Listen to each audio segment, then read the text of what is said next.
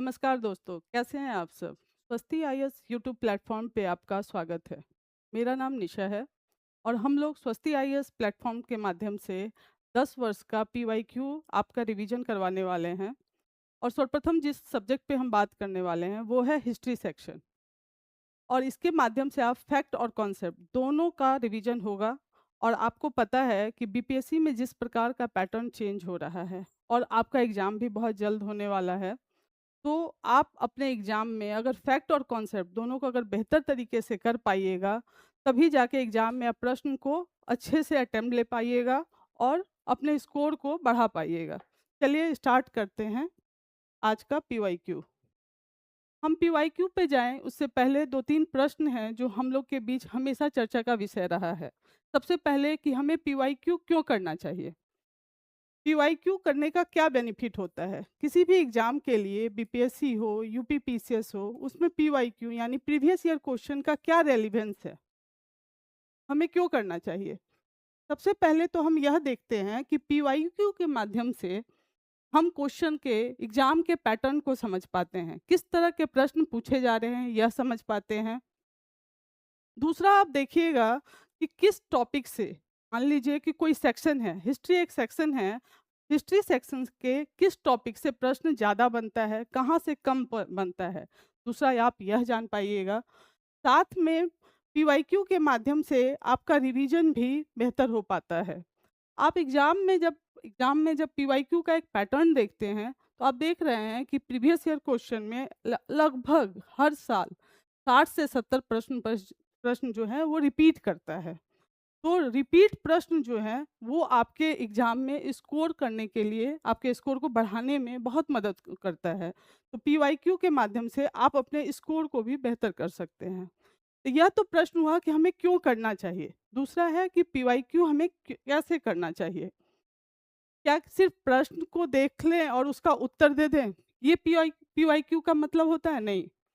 PYQ के माध्यम से हम यह जानते हैं कि कोई भी प्रश्न पूछा जा रहा है, मान लीजिए ये प्रश्न है, इस प्रश्न का उसके पिछले टॉपिक से और आने वाले टॉपिक से क्या लिंकेज है, हम यह भी देखते हैं। साथ में इस प्रश्न का जो उत्तर है, उसके अलावा जो 3 ऑप्शन है, उसका क्या मतलब है? क्या वो टॉपिक उस टॉपिक से रिलेटेड है या उसका कुछ रेलेवेंस है, यह भी जान पाते हैं। यानी आने वाले एग्ज़ाम में किस तरह के प्रश्न पूछे जाएँगे, ये तो हम समझ ही पाते हैं। साथ में 360 डिग्री एनालिसिस कर पाते हैं हम पीवाईक्यू के माध्यम से। चलिए वन बाय वन करके हम पीवाईक्यू के क्वेश्चन को देखते हैं।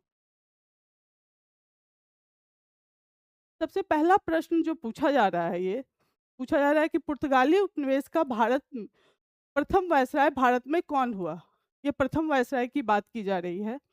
ये प्रश्न जो आप देख रहे हैं कि भारत में जब कंपनी शासन का आगमन हो रहा है, चाहे पुर्तगाली हो, फ्रांसीसी हो, यानी ब्रिटिश से पहले और ब्रिटिश के बाद जो कंपनियों का आगमन हो रहा है, उससे रिलेटेड ये प्रश्न है। और ये इस टॉपिक की बात की जाए तो हम वीडियो के लास्ट में यह भी बताएँगे कि किस टॉपिक से सबसे ज़्यादा प्रश्न पूछा जाता है और हमें उस टॉपिक का रिवीजन किस तरह से करना चाहिए। चलिए इस प्रश्न का उत्तर हम देखते हैं क्या होगा। पुर्तगाली उपनिवेश का प्रथम वायसराय भारत में कौन हुआ? ये एक बहुत ही सिंपल प्रश्न है और कई बार प्रश्न पूछा गया है। तो आप इसमें इसका उत्तर क्या हुआ? ऑप्शन सी जो है इसका राइट आंसर है। चलिए इस प्रश्न को कुछ अवधारणा है उसको समझने की कोशिश करते हैं। इस प्रश्न का क्या कॉन्सेप्ट है? पुर्तगालियों का भारत में किस प्रकार आगमन हुआ और किस तरह इन्होंने व्यापारिक गतिविधियों के माध्यम से भारतीय अर्थव्यवस्था में हस्तक्षेप किया। सबसे पहले आप देखते हैं कि 1498 में वास्को डिगामा जो हैं वो भारत आते हैं। और सबसे पहले कहाँ आते हैं वो? मालाबार तट के पास आते हैं, जहाँ शासक कौन रहता है? जमोरिन रहता है, वो उनका स्वागत करता है। उस टाइम आप देख रहे हैं कि भारत में किसका शासन है? इसे हम मैप के माध्यम से देख सकते हैं। तो ये जो मालाबार तट है, भारत का जो पश्चिमी तट है मालाबार तट, इसी तट पे ये सर्वप्रथम आते हैं और यहाँ पे जमोरिन का शासक है स्थानीय स्तर पे। और उस टाइम का अगर आप सिनेरियो देखिएगा तो यहाँ पे अरब साम्राज्य का व्यापार में काफ़ी, अरब साम्राज्य में बेसिकली आप देखिएगा व्यापार में इनका बहुत बड़ा अच्छा प्रभुत्व है। तो पुर्तगाली के रूप में सर्वप्रथम कौन भारत में आता है यात्री के रूप में? 1498 में वास्को डी गामा आते हैं। और यहाँ पे ये जब वापस जाते हैं, तो यहाँ से ये काफ़ी धन लेकर पुर्तगाल जाते हैं। तो वहाँ की कंपनी, तब वहाँ पर एक उत्सुकता जगती है और एक कंपनी का आगमन होता है पुर्तगालियों का, जिसका प्रथम वायसराय किसको बनाया जाता है? अल्मीडा।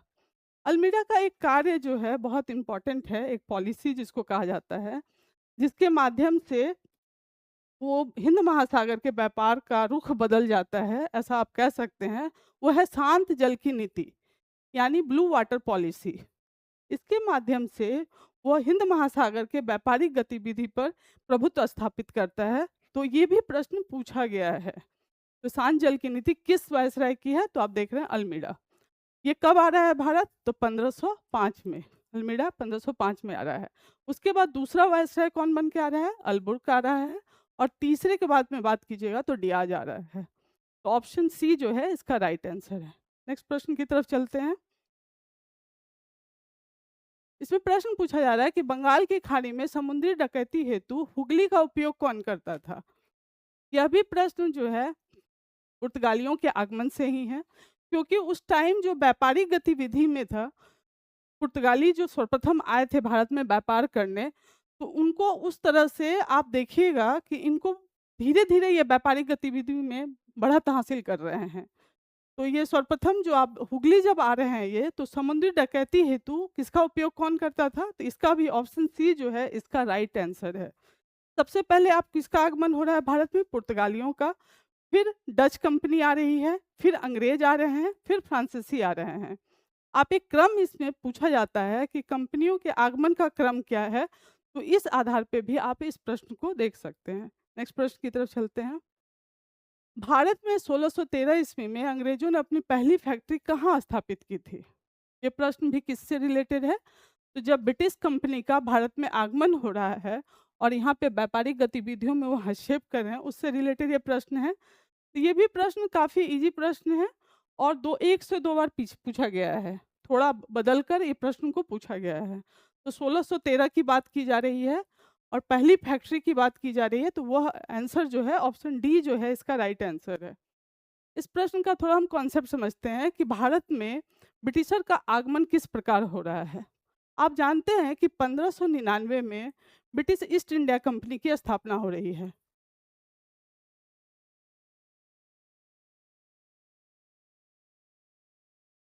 1599 में ब्रिटिश ईस्ट इंडिया कंपनी की स्थापना हो रही है और 1609 में कैप्टन जहांगीर जो हैं, यह इनका आगमन हो रहा है। और उस टाइम भारत में किसका शासन है? तो मुगल शासन है, मुगल सत्ता का शासन है। और यह जो है भारत में अपनी फैक्ट्री खोलने की इजाज़त मांगता है जहांगीर से, लेकिन जहांगीर इसको इजाज़त नहीं देता है। और यह जो है उस टाइम आप 1609 में देखिएगा कि इनकी फैक्ट्री स्थापित नहीं हो रही है। कौन आता है उस सेक्टर में? आप देखिएगा ये हॉकिंस जो है, कैप्टन हॉकिंस हैं, जो ब्रिटिश यात्री हैं, वो उनका आगमन होता है। फिर 1611 में थॉमस रो के नेतृत्व में, आप यहाँ पे देखिएगा जेम्स प्रथम जो है राजदूत हैं, ये ब्रिटिश के राजा रहते हैं जेम्स प्रथम, उसके राजदूत के रूप में थॉमस रो जो है वो आते हैं। और 1613 में आप देखिएगा जहांगीर यहाँ पे फैक्ट्री खोलने की इजाज़त दे देता है। और ये स्वाली नामक स्थान पे, जहाँ पर किसका प्रभुत्व था? ब्रिटिश पुर्तगालियों का। वहाँ पे ही आप देखिएगा कि ब्रिटिश और पुर्तगालियों का आपस में युद्ध होता है और लास्ट में पुर्तगाली हारते हैं और ब्रिटिशर जीतते हैं। और पुर्तगाली जो है सूरत के स्वाली नामक स्थान पे 1613 में अपनी पहली फैक्ट्री स्थापित करते हैं। अब नेक्स्ट प्रश्न की तरफ देखते हैं। इसमें भी देखिए पिछले कॉन्सेप्ट से ही इस प्रश्न को बनाया गया है। निम्नलिखित में किस अंग्रेज अधिकारी ने पुर्तगालियों को स्वाली के स्थान पर हराया था? अभी हमने पीछे बात किया कि 1609 में कैप्टन जहांगीर आते हैं और वो कैप्टन हॉकिंस आते हैं और जहांगीर से वो इजाज़त मांगते हैं फैक्ट्री स्थापित करने के लिए। लेकिन जहांगीर जो है वो स्थापित करने का बात नहीं करता है। विलियम हॉकिंस जो है कब आ रहे हैं? 1609 में। और फैक्ट्री स्थापित करने के लिए जहांगीर से बातचीत होती है, लेकिन जहांगीर जो थे वो मना कर देते हैं। बाद में आप देखिएगा जो जेम्स प्रथम के राजदूत बन के थॉमस बेस्ट आते हैं, सॉरी थॉमस रो आते हैं। ये जो होते हैं जेम्स प्रथम के राजदूत बन के आते हैं। जेम्स प्रथम कौन है? लंदन का महाराजा है। जेम्स प्रथम के राजदूत बन के ये आते हैं। और ये जो है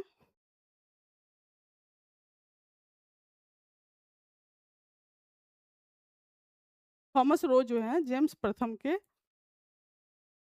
राजदूत के रूप में आते हैं और जहांगीर से ये बातचीत करते हैं।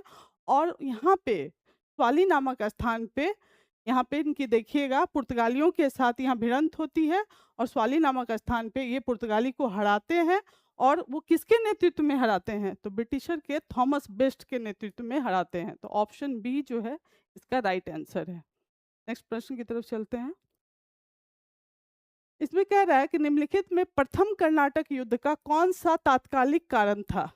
पूछा क्या जा रहा है? तात्कालिक कारण था। ऑप्शन क्या है? अंग्रेज और फ्रांसीसियों के बीच प्रतिद्वंदिता, ऑस्ट्रिया की राजगद्दी की जंग, कर्नाटक का राजगद्दी का मसला, अंग्रेजों द्वारा फ्रांसीसी जहाजों का अधिग्रहण। आप ये प्रश्न देखते हैं, जब ब्रिटिशर भारत आते हैं और यहाँ पे साम्राज्यवादी विस्तार की नीति जो अपनाते हैं, उसी के तहत जो होता है प्रथम कर्नाटक युद्ध का आगमन होता है। और इसके जब क्रांति की बात की जाए तो ये क्रांति कब होता है? आप देख रहे हैं 1746 से 1748 में प्रथम कर्नाटक युद्ध होता है। ये क्रांति जो आप देखिएगा, जो ये युद्ध देखिएगा, इसका कारण जो है 1740 में यूरोप में ऑस्ट्रिया का उत्तराधिकार का युद्ध होता है, उसी का यह विस्तार मात्र है। ऑस्ट्रिया के उत्तराधिकार का जो युद्ध होता है, उसी का यह विस्तार मात्र है। कौन सा? प्रथम कर्नाटक युद्ध। और ये यूरोप में होने वाला जो सप्तवर्षीय युद्ध बोलिए या ऑस्ट्रिया के उत्तराधिकार का युद्ध हो रहा है 1740 में, उसी के परिणाम स्वरूप भारत में 1746 में प्रथम कर्नाटक युद्ध की शुरुआत होती है। तो इसका तात्कालिक कारण जो है ये नहीं होगा, ऑस्ट्रिया की राजगद्दी का जंग नहीं है, कर्नाटक की राजगद्दी का मसला भी नहीं है, अंग्रेजों द्वारा फ्रांसीसी जहाज का अधिग्रहण नहीं, बल्कि अंग्रेज और फ्रांसीसियों के बीच प्रतिद्वंदिता, यानी यूरोप में जो इन दोनों के मध्य प्रतिद्वंदिता होती है, उसी का परिणाम होता है भारत में प्रथम कर्नाटक युद्ध। अब मुझे कमेंट करके यह बताइए कि इसके तहत 1748 में एक संधि होती है जिसके माध्यम से प्रथम कर्नाटक युद्ध का अंत होता है। उस संधि का क्या नाम है? और दूसरा, ये कर्नाटक और इसका परिणाम क्या होता है? प्रथम कर्नाटक युद्ध का क्या परिणाम होता है? ये मुझे आप कमेंट करके बताइए। अब नेक्स्ट प्रश्न की तरफ चलते हैं। 1760 का प्रसिद्ध वांडीवास का युद्ध अंग्रेजों द्वारा किसके खिलाफ लड़ा गया? ये प्रश्न क्या पूछा गया है? वांडीवास के युद्ध के बारे में बात की जा रही है। ऑप्शन ए फ्रांसीसी, option B Spain, option C Mysore, option D Karnataka. ठीक, ये प्रश्न किससे पूछा जा रहा है? सबसे पहले तो हमें यह समझना है कि 1760 का बात किया जा रहा है, वांडीवास का युद्ध है। तो आप ये देखते हैं, ये प्रश्न जो है तृतीय कर्नाटक युद्ध जो है, आंग्ल कर्नाटक युद्ध, उससे ये रिलेटेड प्रश्न है। पहला कर्नाटक युद्ध आप कब देख रहे हैं? 1746 से 48। द्वितीय कर्नाटक युद्ध 1749 से 54। और तीसरा जो कर्नाटक युद्ध है ये 1758 से स्टार्ट हो रहा है। 58 से लेकर 68 तक का ये युद्ध है, तृतीय कर्नाटक युद्ध। इसी में आप देखिएगा कि बांडीवास नामक जगह है एक, वहाँ पे ये युद्ध होता है। अंग्रेजों द्वारा किसके खिलाफ लड़ा गया था? तो ये भी फ्रांसीसियों के खिलाफ लड़ा गया था। बेसिकली यह युद्ध भी आंग्ल फ्रांस युद्ध जो यूरोप में हो रहा था उसी का विस्तार मात्र था, यानी जो सप्तवर्षीय युद्ध था उसका ये विस्तार मात्र था। और यहाँ पे आप अंग्रेज का प्रतिनिधित्व कौन कर रहा था? आयरकुट। और फ्रांसीसियों का नेतृत्व कौन कर रहा था? काउंट डी लाली। ये जो थे इन दोनों का नेतृत्व कर रहे थे। और इसका परिणाम यह होता है, इस युद्ध का आप परिणाम की बात देखिएगा तो फ्रांसीसी से जितने भी जगह थे सब जो है ब्रिटिशर जीत लेते हैं। बाद में एक संधि होती है, पेरिस की संधि, और इसके माध्यम से चंद्रनगर को छोड़कर सभी जगह इनको लौटा दिया जाता है। और बाद में आप आज़ादी के बाद भी आप देखते हैं कि जो पांडिचेरी है वो फ्रांसीसियों के अधीन ही होता है। तो आप देख सकते हैं कि इसका क्या परिणाम रहा। और यह युद्ध तृतीय कर्नाटक युद्ध से संबंधित है। इसका संबंध ना तो स्पेन से है, मैसूर जगह है पे हुआ है ये युद्ध, लेकिन जगह का नाम क्या था? वांडीवास। ये मैसूर इस युद्ध में डायरेक्ट नहीं संबंधित है, ना कर्नाटक है। तो ऑप्शन ए जो है इसका राइट आंसर है। नेक्स्ट प्रश्न की तरफ चलते हैं। ये प्रश्न पूछा जा रहा है, जहां से यूरोपवासियों को सर्वोत्तम सोडा और अफीम प्राप्त होता था। यह प्रश्न भी अगर आप देखिए बीपीएससी के रीजनल हिस्ट्री से है, यानी बीपीएससी का जो आप स्पेशल हिस्ट्री पढ़ते हैं उससे रिलेटेड ये प्रश्न है। तो हम देखते हैं कि प्रश्न पूछा गया है, सोडा और अफीम की बात की जा रही है। Option A Bihar, option B Gujarat, option C Bengal और ऑप्शन डी मद्रास। बेसिकली आप देखते गए सोडा जो है मुख्य रूप से बिहार और बंगाल में बहुत फेमस है। यूरोपवासी यहीं से सोडा और अफीम का व्यापार करते हैं और इसे विदेश में अन्य जगहों पे इसका निर्यात करते हैं। तो ऑप्शन ए जो है इसका राइट आंसर है। चलिए नेक्स्ट प्रश्न की तरफ देखते हैं। इसमें पूछा जा रहा है, अंग्रेजी शासनकाल में भारत का कौन सा क्षेत्र अफीम उत्पादन हेतु प्रसिद्ध था? तो किसके लिए प्रसिद्ध था? अफीम के लिए। Option A Bihar, option B दक्षिण भारत, ऑप्शन सी गुजरात और ऑप्शन डी असम।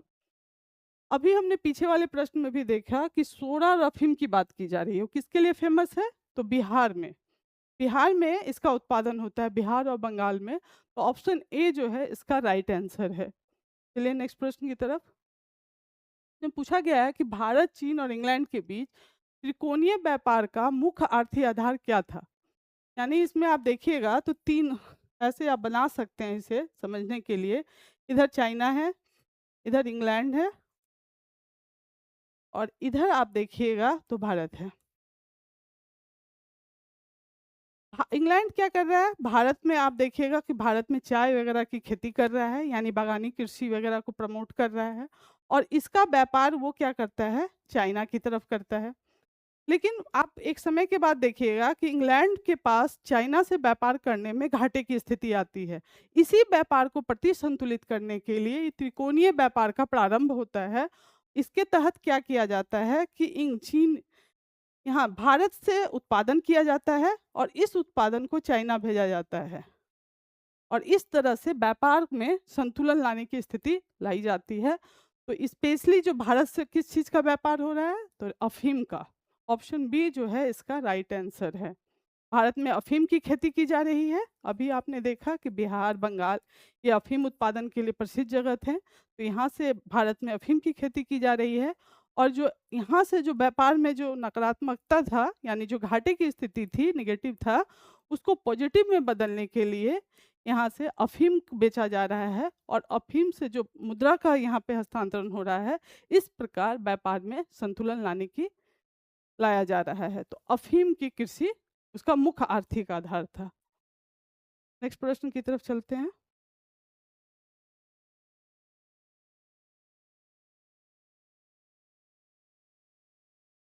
इसमें पूछा गया है कि बक्सर की लड़ाई के बाद किस संधि पर हस्ताक्षर किए गए थे? आप जानते हैं कि बक्सर की लड़ाई कब हुई है? तो 1764 में। किनके किनके बीच हुआ है? एक तरफ ब्रिटिशर हैं और दूसरी तरफ कौन है आपके? मुगल।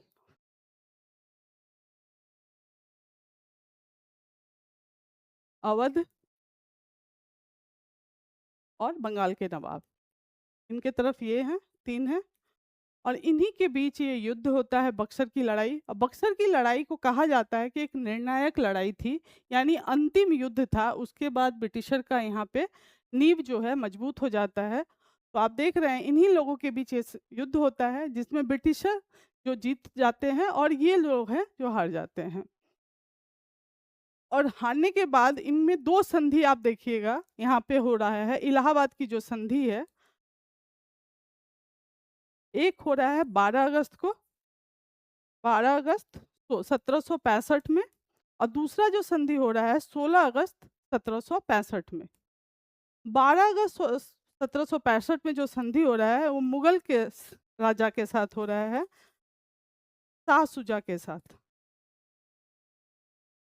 और अवध के साथ जो हो रहा है वो 16 अगस्त 1765 में। इस तरह से ये संधि हो रही है। शाह सुजा अवध के शासक हैं, शाह आलम जो हैं वो मुगल शासक हैं। इनके बीच ये दोनों संधि हो रही है। तो ये कौन सी संधि है? बक्सर की लड़ाई के बाद किस संधि पर हस्ताक्षर हुआ था? तो इलाहाबाद की संधि जो है ये इसका राइट आंसर है। आप सुगौली की संधि की बात की जाए तो ये आप देख रहे हैं कि ये नेपाल और ब्रिटिशर के बीच हुआ था, काफ़ी फेमस संधि है। बसीन की संधि आप किसके बीच देख रहे हैं कि तृतीय कर्नाटक युद्ध में आप इस संधि की बात आप देखिएगा। और सालवाई की संधि का संबंध जो है ये आप मुझे कमेंट करके बताइए कि इस संधि का संबंध किसके साथ था और ये संधि कब हुई थी। नेक्स्ट प्रश्न की तरफ चलते हैं। पूछ रहा है कि इलाहाबाद की संधि के बाद रॉबर्ट क्लाइव ने मुर्शिदाबाद का उपदीवान किसे बनाया था?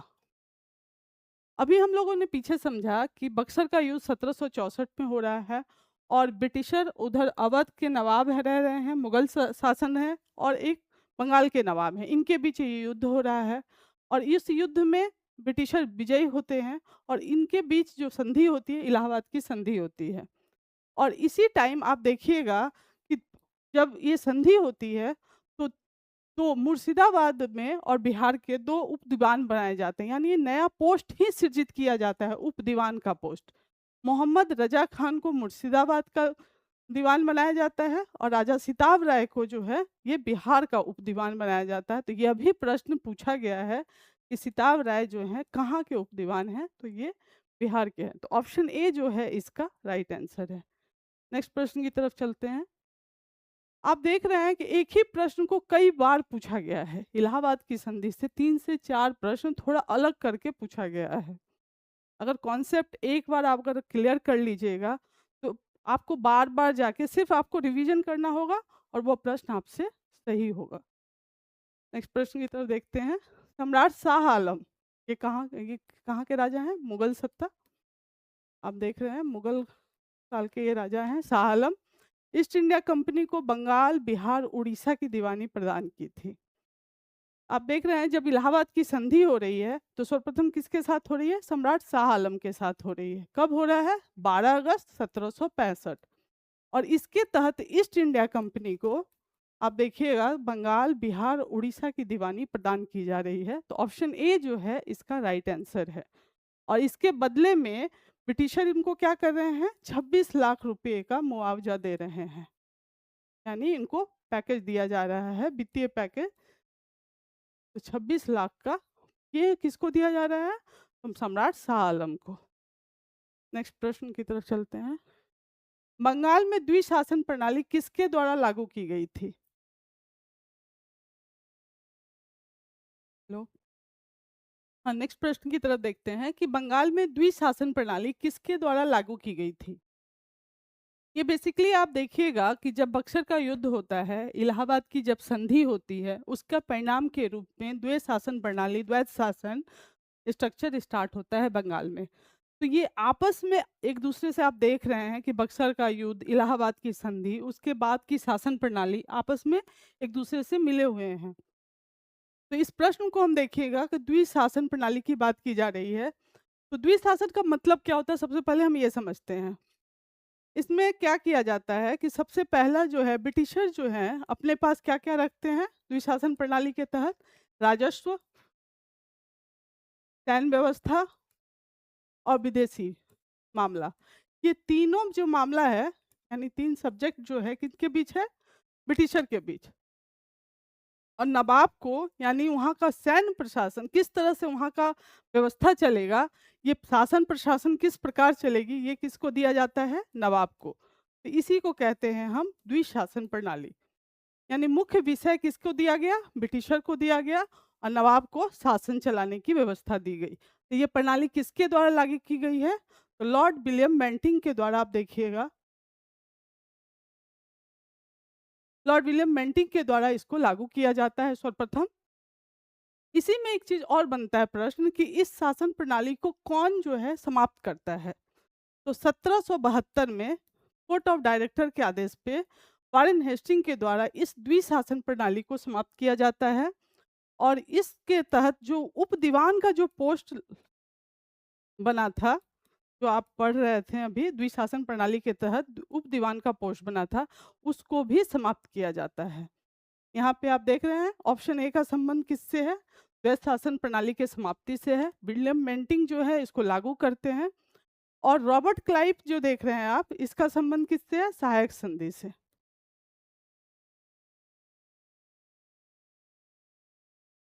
आप मुझे कमेंट करके यहाँ यह बताइए कि सहायक संधि जो है सर्वप्रथम किस राज्य के साथ लागू किया जाता है? लॉर्ड कर्जन का संबंध आप किससे देख रहे हैं? बंगाल विभाजन से 1905 तक। 1905 का जो बंगाल विभाजन है वो लॉर्ड कर्जन से है। तो ऑप्शन बी जो है इसका राइट आंसर है। नेक्स्ट प्रश्न की तरफ चलते हैं। अंग्रेजों ने भारत पे लंबे समय तक राज्य कैसे किया? ये पूछ रहा है कि लंबे इतना लंबे समय 200 वर्षों का जो अंग्रेजों का शासन था, उसका क्या कारण था? तो देखते हैं ऑप्शन को।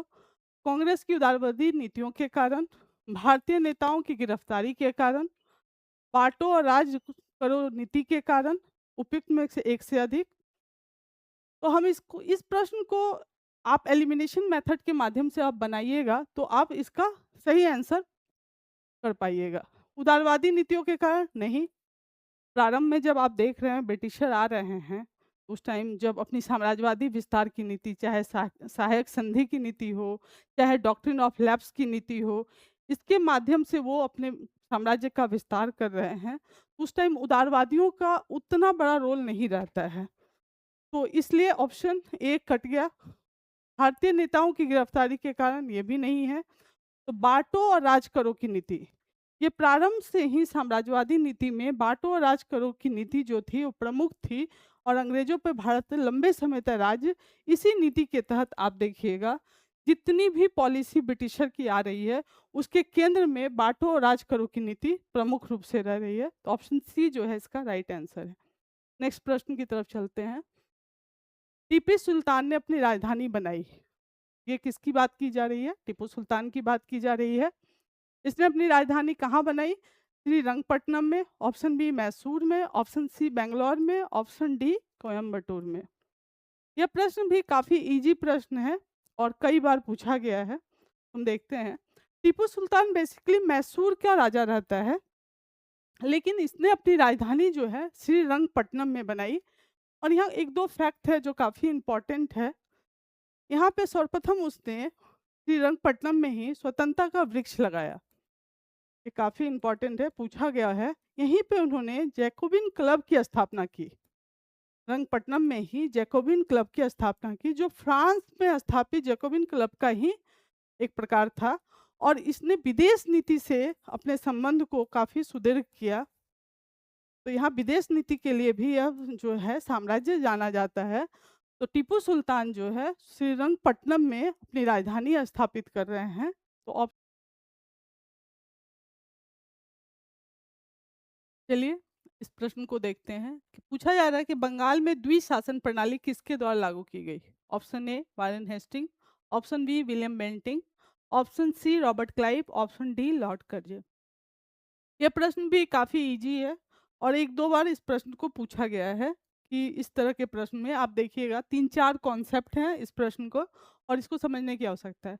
सबसे पहले हम समझते हैं कि द्विशासन प्रणाली किसको कहते हैं। शासन की जब शासन दो स्तर पर चले तो उसे द्विशासन प्रणाली कह रहे हैं। पहला जो होता है इसमें एक अधिकार जो है ब्रिटिशर को दिया गया है। इसमें जो आप देखिएगा सेना, राजस्व और विदेश नीति, ये तीनों जो है किसके पास है? ये जो प्रमुख विषय हैं वो ब्रिटिशर को दिया गया है। और नवाब को जो दिया गया है, जो वहाँ के शासक हैं, उनको सैन्य वहाँ का प्रशासन दिया गया है। इस तरह करके बंटवारा जब किया जाता है तो इसी को हम कहते हैं द्विशासन प्रणाली। और ये पूछा गया जा रहा है किसके द्वारा लागू किया गया है, तो ऑप्शन सी जो है इसका राइट आंसर है। रॉबर्ट क्लाइव उस टाइम बंगाल के गवर्नर रहते हैं और इन्हीं के द्वारा यह प्रणाली लागू की जाती है। इस प्रणाली के तहत आप देखिएगा जब ये प्रणाली लागू की जा रही है द्विशासन प्रणाली, इसी के तहत जो ये प्रश्न आप देख रहे हैं तो एक पद है जिसका सृजन किया जा रहा है, वो है उप दीवान का पद। तो इसमें आप देखिएगा उप दीवान का एक नया पद सृजित किया जा रहा है, जिसमें मुर्शिदाबाद में और बिहार में ये दो पद सृजित किए जा रहे हैं। इसी में अब वारेन हेस्टिंग की जब हम बात की जाए तो 1772 में आप देखिएगा 1772 में वारेन हेस्टिंग के द्वारा इस द्विशासन प्रणाली यानी द्वैध शासन प्रणाली को समाप्त किया जाता है। और इस प्रणाली को समाप्त करने के कारण ही जो ये उप दीवान का पोस्ट था, इसे भी समाप्त किया जाता है। तो वारेन हेस्टिंग का संबंध इस प्रश्न से इस तरह से है। और बेंटिंग जो है, आप जानते हैं कि भारत के प्रथम गवर्नर जनरल कौन है? तो लॉर्ड विलियम बेंटिंग है, जिनको बंगाल का भी गवर्नर जनरल कहा जाता है। और अंतिम गवर्नर जनरल बंगाल के यही भी रहते हैं। लॉर्ड कर्जन जो है, ये भारत के 1905 का जो बंगाल विभाजन होता है, उसमें आप लॉर्ड कर्जन का नाम सुनते हैं। तो ये ऑप्शन डी जो है, इसमें बंगाल विभाजन के टाइम लॉर्ड कर्जन। इसके अलावा भी अन्य कार्य भी इनके बहुत महत्वपूर्ण है। तो ऑप्शन सी जो है, इसका राइट आंसर है। नेक्स्ट प्रश्न की तरफ चलते हैं। इसमें पूछा जा रहा है कि अंग्रेजों ने भारत पे लंबे समय तक राज्य कैसे किया? मतलब उसका क्या कारण था कि अंग्रेजों ने भारत पे 200 वर्षों तक शासन किया? तो उनकी नीतियों में ऐसा क्या कारण था, यही पूछा गया है। इस प्रश्न को हम एलिमिनेशन मेथड के माध्यम से सॉल्व करते हैं।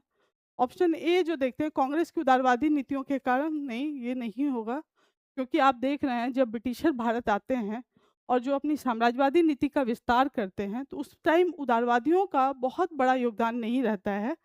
उदारवादी का योगदान आप कब देखते हैं? 1885 से इनका योगदान बढ़ रहा है। इसलिए ऑप्शन ए जो है, इसका राइट आंसर नहीं है। भारतीय नेताओं की गिरफ्तारी के कारण नहीं, ये भी नहीं है। भारतीय नेताओं की गिरफ्तारी इसका कारण नहीं है। ऑप्शन सी जो है, बाटों और राजकरों की जो नीति है, ये इसका मेन कारण है। आप देख रहे हैं कि जब से ब्रिटिशर भारत में आ रहे हैं, वो संवैधानिक सुधार की नीतियां हो या उनका आर्थिक प्रशासनिक एकीकरण की नीतियां हो, सबके केंद्र में बाटों और राजकरों की नीति प्रमुख होती है। और इसी नीति के कारण ही वो भारत में 200 वर्षों तक शासन करने में सहायक सिद्ध होते हैं। तो चलिए नेक्स्ट प्रश्न की तरफ देखते हैं। ऑप्शन सी जो है, इसका राइट आंसर है। अब पूछा जा रहा है, टीपू सुल्तान ने अपनी राजधानी बनाई थी। ये टीपू सुल्तान के बारे में पूछा जा रहा है। बेसिकली ये मैसूर के शासक, यानी कर्नाटक के आसपास का जो साम्राज्य था, वो टीपू सुल्तान के साम्राज्य था। और इसने अपनी राजधानी श्रीरंगपट्टनम में, ऑप्शन बी मैसूर में, ऑप्शन सी बेंगलोर में, ऑप्शन डी कोयम्बटूर में। इसका ऑप्शन ए जो है, इसका राइट आंसर है, श्रीरंगपट्टनम। इसमें कुछ फैक्ट है जो काफ़ी इंपॉर्टेंट है, हमें जानना चाहिए, और इससे प्रश्न भी पूछा गया है। सबसे पहले आप देखिएगा, रंगपट्टनम में स्वतंत्रता का वृक्ष जो है, ये टीपू सुल्तान के द्वारा ही लगाया जाता है। दूसरा आप देखिएगा, जैकोबिन क्लब की स्थापना, ये भी जो है स्वतंत्रता का वृक्ष, जैकोबिन क्लब, ये बेसिकली फ्रांस का क्लब होता है, जिसको भारत में भी स्थापित किया जाता है। और तीसरा आप देखिएगा कि यहाँ पे विदेश नीति का में भी इनकी प्रमुखता है। टीपू सुल्तान जो है, कई देशों के साथ विदेश नीति करते हैं, जिसके कारण ब्रिटिशर से इनका संबंध खराब होता जाता है। तो आप देख सकते हैं कि 2-3 फैक्ट हैं जो काफ़ी इंपॉर्टेंट है। और रंगपट्टनम जो है, श्रीरंगपट्टनम, ये इनका राइट आंसर है।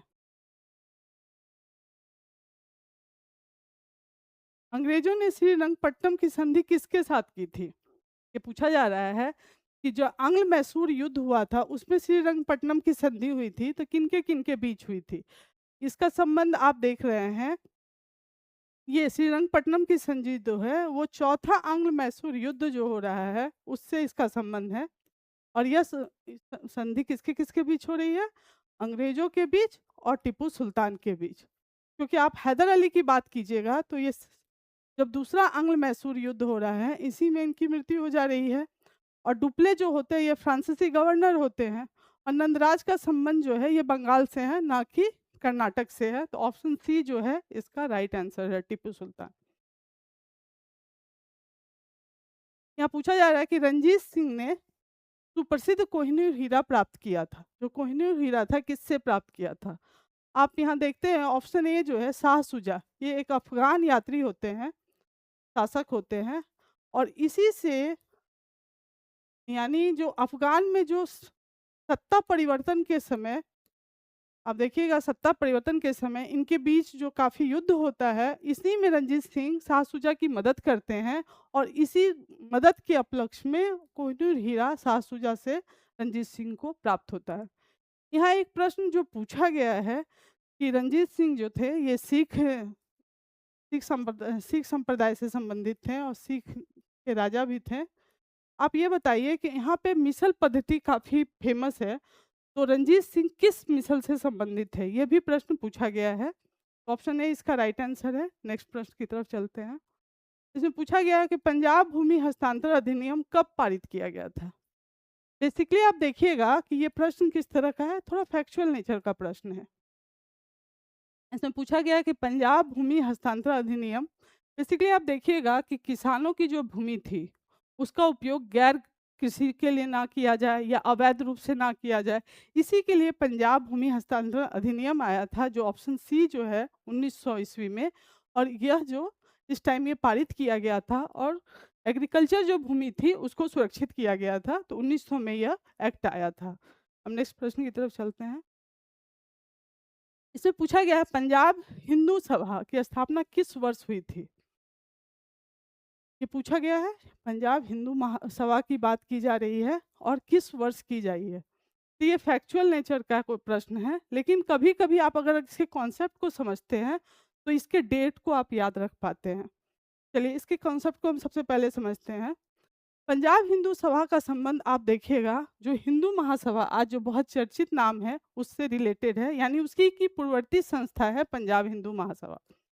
बेसिकली आप 1919 का एक्ट आप जब याद करते हैं, मार्ले मिंटो सुधार का बात करते हैं, इसमें पृथक निर्वाचन की एक बात की जा रही है, जो मुसलमानों को दी जाती है पृथक निर्वाचन की प्रणाली 1909 के एक्ट के तहत।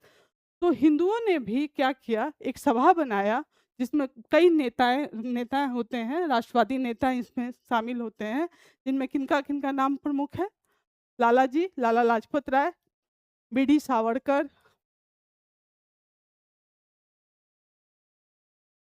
पंडित मदन मोहन मालवीय, ऐसे कई राष्ट्रवादी नेता हैं जो मिलकर हिंदू महासभा की स्थापना करते हैं। और इसी एक्ट के विरोध में, जहाँ पे मुस्लिमों को पृथक निर्वाचन दिया जाता है, इसी के लिए वो हिंदू हित को प्रमुखता देने के लिए, यानी हिंदू हित को बढ़ावा देने के लिए इन्होंने हिंदू महासभा की स्थापना की। और हिंदू महासभा जो पहले था वो पंजाब हिंदू सभा था, और इसकी स्थापना कब होती है? 1915 में। और वो फिर हिंदू महासभा कब बनता है? 1921 में। आप यह भी डेट इम्पॉर्टेंट है, तो आप याद रखिएगा। तो इस किस वर्ष इसकी स्थापना हुई थी? वर्ष 1915 में। नेक्स्ट प्रश्न की तरफ देखते हैं। भारत का प्रथम गवर्नर जनरल कौन था? यह जो प्रश्न है आप देखिएगा, इसमें 3-4 प्रश्न बनते हैं। एक, बंगाल का गवर्नर जनरल कौन था? भारत का प्रथम गवर्नर जनरल कौन था? भारत का प्रथम वायसराय कौन था? तो ये फैक्चुअल नेचर के प्रश्न हैं, और इसे याद रखना चाहिए। किस चार्टर एक्ट के तहत ये गवर्नर जनरल हैं, फिर वायसराय बन रहे हैं, ये भी बहुत इंपॉर्टेंट है। अक्सर इस तरह से भी मिला के पूछा जा सकता है। तो देखिए इस प्रश्न का आंसर क्या है। Option A Lord Mayo, option B Lord Lytton, option C Lord Canning, और ऑप्शन डी लॉर्ड डफरिन। आप तो ये प्रश्न जो है पूछा जा रहा है कि भारत का प्रथम गवर्नर जनरल कौन था। तो देखिए इस तरह के प्रश्न आप देखिएगा कि कुछ फैक्चुअल नेचर बेस्ड है ये क्वेश्चन। इसमें अक्सर प्रश्न पूछा जाता है कि भारत का प्रथम गवर्नर जनरल कौन है, बंगाल का प्रथम गवर्नर जनरल कौन है, या भारत का प्रथम वायसराय कौन है, किस एक्ट के तहत यह जो है पद बना है, और इसके प्रथम गवर्नर जनरल कौन है। तो ये दोनों चीज़ आपस में अगर आप मिलाकर पढ़ते हैं, तो इस तरह के प्रश्न पूछे जाने की संभावना है। तो आप देखिएगा लॉर्ड विलियम बेंटिंक जो है, ये प्रथम गवर्नर जनरल हैं। किसके? ये भारत के प्रथम गवर्नर जनरल हैं, लॉर्ड विलियम बेंटिंक। तो इसके अनुसार ऑप्शन देखते हैं। लॉर्ड मेयो नहीं, लॉर्ड लीटन ये भी नहीं है, लॉर्ड कैनिंग ये भी नहीं है, लॉर्ड डफरिन ये भी नहीं। ऑप्शन ई जो है इसका राइट आंसर है। लॉर्ड कैनिंग के बारे में आप क्या जानते हैं? ये भारत के प्रथम वायसराय हैं। यहाँ पे किस एक्ट की बात की जा रही है वायसराय में? तो 1856 का जो भारत शासन अधिनियम है, गवर्नमेंट ऑफ इंडिया एक्ट, इसी के तहत जो है एक नए पद का सृजन होता है। और लॉर्ड कैनिंग जो है भारत के अंतिम गवर्नर जनरल, कंपनी के अधीन, और भारत के प्रथम वायसराय, ये ब्रिटिश संसद के अधीन आप कह सकते हैं। तो ये ऑप्शन लॉर्ड कैनिंग के बारे में बात की जा रही है। और प्रथम गवर्नर जनरल कौन है? Lord William Bentinck. तो ऑप्शन ई जो है इसका राइट आंसर है। नेक्स्ट प्रश्न की तरफ जाते हैं। इसमें पूछा जा रहा है कि ब्रिटिश साम्राज्य का संस्थापक कौन था? संस्थापक यानी जिसने ब्रिटिश साम्राज्य को भारत में स्थापित किया? Option A C Sleeman, option B Lord Minto, option C Lord Clive, option D Lord Mayo. देखिए, लॉर्ड क्लाइव जो है ना, वही ऑप्शन ब्रिटिश साम्राज्य का संस्थापक माना जाता है। बेसिकली लॉर्ड क्लाइव के बारे में आप जानते हैं कि इन्होंने ही सहायक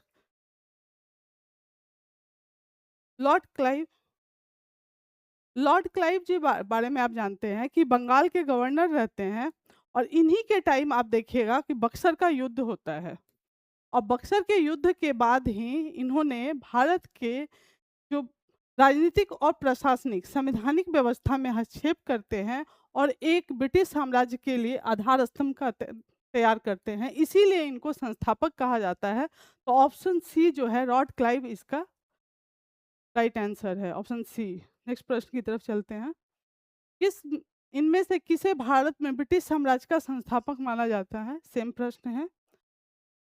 अब देखिए, एक प्रश्न है कि द्वैत शासक का जनक किसे माना जाता है? अभी हमने पीछे जब पढ़ा था कि उसमें पूछा गया था कि द्वैत शासन किसने स्टार्ट किया। फिर दूसरा प्रश्न पूछा जाता है इसी में कि द्वैत शासन किसने समाप्त किया। तो ये प्रश्न जो पूछा गया है कि द्वैत शासन का जनक, यानी इस शब्द को सबसे पहले किसने दिया था? तो आप कह सकते हैं कि पहले लॉर्ड क्लाइव के द्वारा इसको प्रारंभ किया गया था। यहाँ पे मैकाले का संबंध नहीं है, मुनरो का संबंध नहीं है, बल्कि सर लियोनार्ड कर्टिस जो है इस शब्द को पहली बार दे रहे हैं द्वैत शासन प्रणाली। द्वैत शासन प्रणाली आप देखिएगा 1919 का जब एक्ट आता है, इसी के तहत प्रांतीय द्वैत शासन की प्रारंभ किया जाता है। तो यहीं से ये शब्द बना हुआ है द्वैत शासन। प्रांतीय द्वैत शासन की शुरुआत होती है। इसके तहत दो विषय बढ़ते हैं। एक है हस्तांतरित विषय, जिस पर किसका अधिकार होता है? गवर्नर और उनके परिषद का। और दूसरा जो होता है आरक्षित विषय, जिसमें गवर्नर और जो भारत के जो सचिव हैं उनका राइट होता है। इस तरह से आप देखिएगा तो इस शब्द को सबसे पहले किसने इसका जनक का किसको माना गया है? तो सर लियोनस कर्टिस को, लियोनिल कर्टिस को। तो ऑप्शन डी जो है इसका राइट आंसर है। नेक्स्ट प्रश्न की तरफ चलते हैं। किसने बंगाल में द्वैत शासन प्रणाली को समाप्त किया था? अभी हमने पीछे देखा कि द्वैत शासन प्रणाली जो है क्या है, ये हमने समझा। इसका जनक किसको माना जाता है, ये भी समझा। तीसरा, किसने इसे प्रारंभ किया, और यह भी हमने डिस्कस किया कि इसका अंत किसने किया। तो इसका आंसर है ऑप्शन सी, वारेन हेस्टिंग द्वारा 1772 में कोर्ट ऑफ डायरेक्टर के आदेश पर वारेन हेस्टिंग ने ये द्वैत शासन प्रणाली को समाप्त किया। तो ऑप्शन सी जो है इसका राइट आंसर है। हुँ?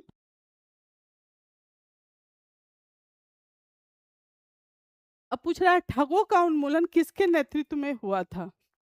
ये प्रश्न बताइए आप लोग, क्या इसका आंसर होगा? ठगों का उन्मूलन किसके नेतृत्व में हुआ? तो देखते हैं इसका ऑप्शन देखते हैं। Lord Clive, captain Sleeman, Lord Minto, Alexander worker.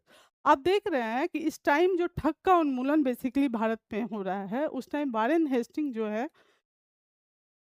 William Bentinck जो है इस टाइम गवर्नर होते हैं, और इसी टाइम वो कैप्टन स्लीमैन के नेतृत्व में एक कमेटी बनाते हैं जो ठगों के उन्मूलन के लिए कार्य करते हैं। यानी किसके नेतृत्व में हो रहा है? कैप्टन स्लीमैन के नेतृत्व में। आप देखिएगा ऑप्शन बी जो है इसका राइट आंसर है। चलिए नेक्स्ट प्रश्न की तरफ।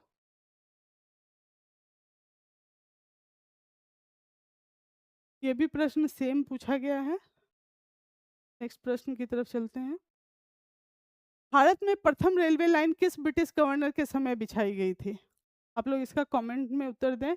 ये काफ़ी इजी प्रश्न है और कई बार पूछा गया है। चलिए इसका ऑप्शन देखते हैं। Lord Dalhousie, Lord Curzon, Lord Wellesley और लॉर्ड लीटन। भारत में प्रथम रेलवे लाइन की बात की जा रही है, तो ऑप्शन ए जो है लॉर्ड डलहौजी इसका राइट आंसर है। अब देखिएगा कि 1853 में लॉर्ड डलहौजी द्वारा ही बम्बई से थाने के बीच पहली रेलवे लाइन बिछाई जा रही है, और लॉर्ड डलहौजी के द्वारा ही आप देखिएगा डाकपत्र अधिनियम की बात की जा रही है, और डॉक्ट्रिन ऑफ लैप्स जो है इन्हीं के टाइम जो काफ़ी फेमस है साम्राज्यवादी नीति में, डॉक्ट्रिन ऑफ लैप्स की बात की जा रही है। तो ये सब जो है ये लॉर्ड डलहौजी के टाइम की ये सारा घटनाएं हो रही हैं। आप देखिएगा ये प्रश्न जो है, प्रथम रेलवे लाइन जो है 1853 में बना था। कब हुआ था, कहाँ से कहाँ तक चला था ट्रेन? बम्बई से थाने के बीच में। नेक्स्ट प्रश्न की तरफ देखिए। इसमें पूछा गया है कौन सा सामाजिक सुधार विलियम बेंटिंग ने प्रारंभ किया था? किसके बारे में बात किया जा रहा है? विलियम बेंटिंग ने। आप देख रहे हैं कि सामाजिक सुधार आंदोलन में विलियम बेंटिंग का काफ़ी बड़ा योगदान है। बेसिकली उस टाइम भारत में सामाजिक धार्मिक सुधार आंदोलन चल रहा है। उस टाइम गवर्नर जनरल के रूप में यही लॉर्ड विलियम बेंटिंग भारत में आ रहे हैं, और उस टाइम राजा राम मोहन राय, ईश्वरचंद विद्यासागर, इन सब का भी काफ़ी अच्छा योगदान है, और इन्हीं की मदद से इस तरह के कानून पारित होते हैं और सामाजिक सुधार की दिशा में एक निर्णायक कदम माना जाता है। चलिए वन बाय वन करके इसके ऑप्शन को देखते हैं।